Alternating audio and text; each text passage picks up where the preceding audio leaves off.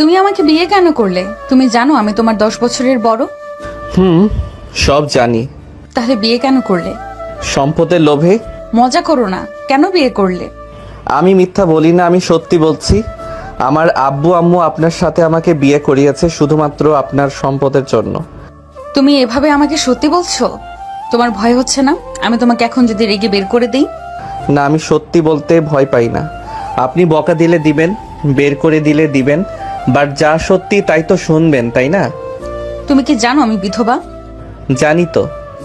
তুমি সব জেনে শুধুমাত্র সম্পদের লোভে বিয়ে করলে আমাকে? হুম। তুমি আমার 10 বছরের ছোট। আমি যদি তোমার সামনে দাঁড়াই আমাদের মা ছেলে বলবে।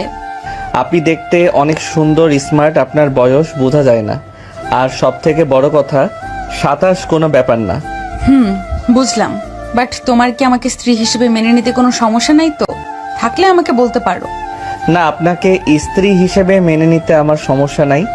তুমি আবার তোমার ফ্যামিলির ভয়ে বলছো না তো?